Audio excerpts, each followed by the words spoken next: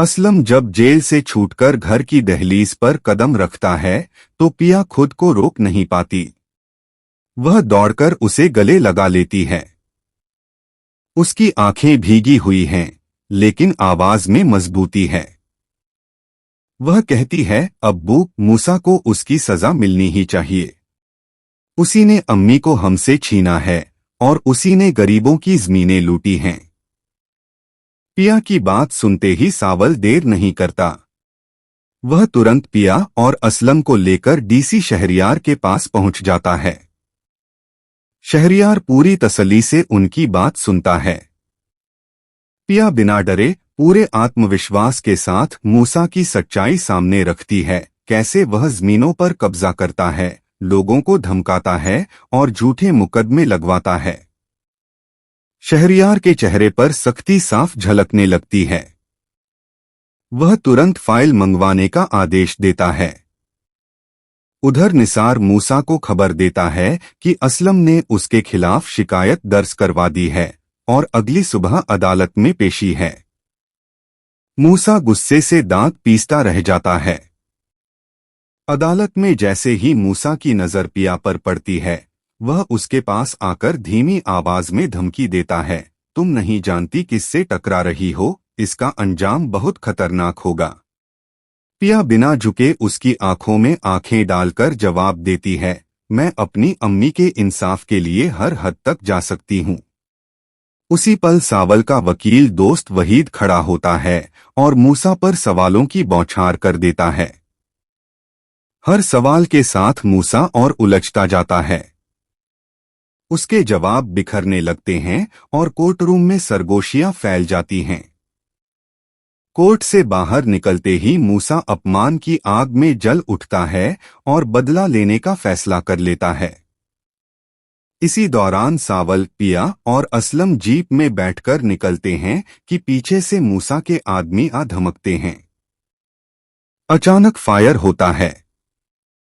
गोली सीधे पिया को लगती है। वह वहीं गिर पड़ती है। सावल की चीख निकल जाती है। वह पिया को गोद में उठाकर बिना वक्त गवाए अस्पताल की ओर दौड़ता है।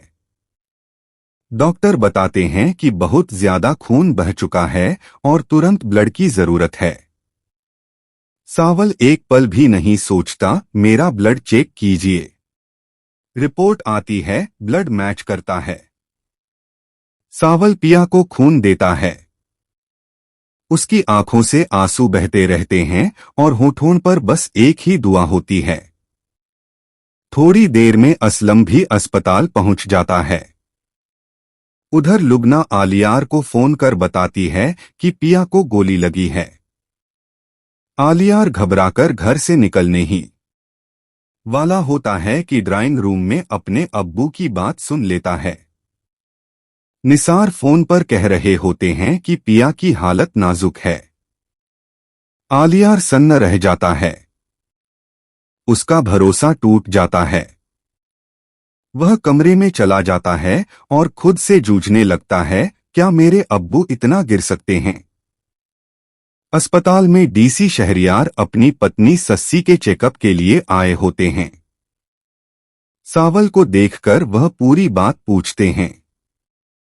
जैसे ही उन्हें पता चलता है कि हमला मूसा के आदमियों ने किया है, शहरियार का लहजा बदल जाता है। वह बिना नरमी के सख्त कार्रवाई का हुक्म देता है।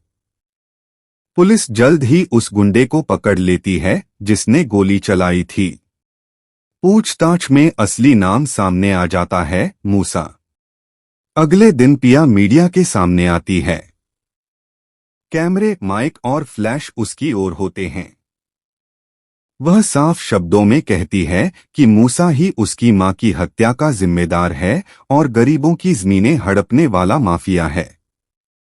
यह बयान सोशल मीडिया पर आग की तरह फैल जाता है। अदालत में कॉल रिकॉर्ड, जमीनों के दस्तावेज और गवाह पेश किए जाते हैं। जज फैसला सुनाते हैं, मूसा को 10 साल की सजा। पुलिस उसे हथकड़ियों में ले जाती है। उसका घमंड और रुतबा सब मिट्टी में मिल जाता है। पिया सस्सी के पास जाकर नम आंखों से कहती है, अगर आप और शहरियार साहब साथ न देते तो मुझे कभी इंसाफ नहीं मिलता। सस्सी मुस्कुराकर कहती है, अब देर मत करो, सावल से शादी कर लो। वह तुमसे सच्चा प्यार करता है। पिया हल्की मुस्कान के साथ जवाब देती है, शायद मैं भी। घर लौटकर असलम सावल को बुलाता है और कहता है, अब और इंतजार नहीं, पिया से निकाह कर लो। अगले दिन सादगी भरे माहौल में मौलवी साहब आते हैं। सवाल होता है, पिया बिनते असलम, क्या आपको यह निकाह कबूल है? पिया की आवाज थोड़ी कांपती है, लेकिन जवाब साफ होता है, कबूल है। फिर सावल का कबूल है। दुआओं के साथ निकाह पूरा हो जाता है। उधर सच्चाई सामने आने के बाद आलियार पाकिस्तान छोड़कर अमेरिका चला जाता है, अपने गुनाहों की परछाई से दूर। 1 साल बाद सावल और पिया के घर बेटे की किलकारी गूंजती है। पिया बच्चे को सीने से लगाती है। सावल की आंखों में सुकून उतर आता है। इंसाफ, मोहब्बत और नई जिंदगी की उम्मीद के साथ यह कहानी उजाले में ठहर जाती है।